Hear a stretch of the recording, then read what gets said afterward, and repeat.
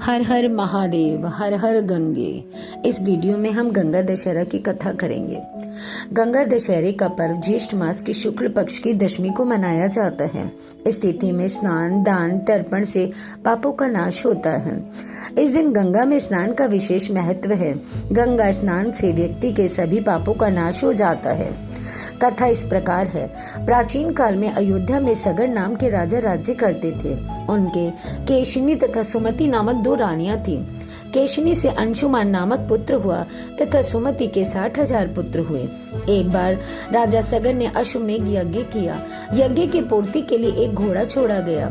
इंद्र यज्ञ को भंग करने हेतु घोड़े को चुराकर कपिल मुनि के आश्रम में बांध आए। राजा ने यज्ञ के घोड़े को खोजने के लिए अपने 60,000 पुत्रों को भेजा।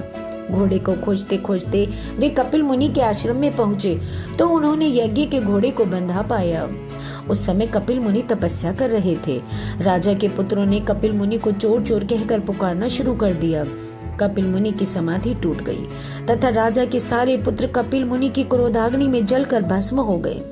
अंशुमान पिता की आज्ञा पाकर अपने भाइयों को खोजता हुआ जब मुनि के आश्रम में पहुंचा तो पक्षी राज गरुड़ ने उसके भाइयों के भस्म होने का सारा वृतांत कह सुनाया।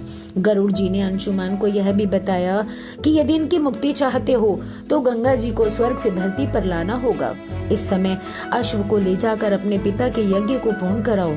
इसके बाद गंगा को पृथ्वी पर लाने का कार्य करना। अंशुमान ने घोड़े सहित यज्ञ मंडप में पहुंचकर राजा सगर से सब वृतांत कह सुनाया। महाराज सगर की मृत्यु के पश्चात अंशुमान ने गंगा जी को पृथ्वी पर लाने के लिए कठोर तप किया, परंतु वह असफल रहे।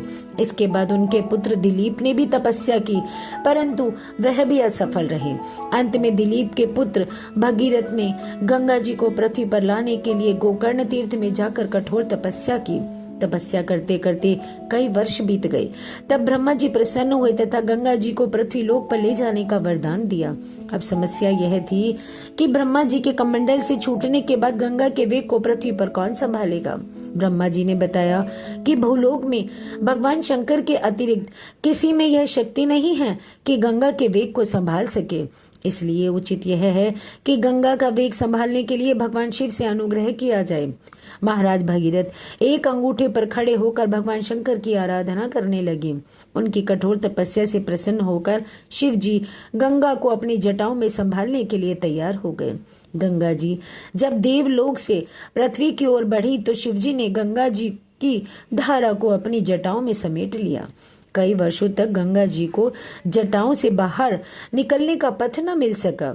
भगीरथ के पुनः अनुनय विनय करने पर शिव जी गंगा को अपनी जटाओं से मुक्त करने के लिए तैयार हुए। इस प्रकार शिव की जटाओं से छूटकर गंगा जी हिमालय की घाटियों में कल का निनाद करके मैदान की ओर बढ़ी। जिस रास्ते से गंगा जी जा रही थी उसी मार्ग में ऋषि जनहु का आश्रम था। उनका आश्रम जलमग्न हो गया। जल से अनुष्ठान की अग्नि बुझ गई। इस प्रकार तपस्या में विघ्न के कारण वे गंगा जी को पी गए।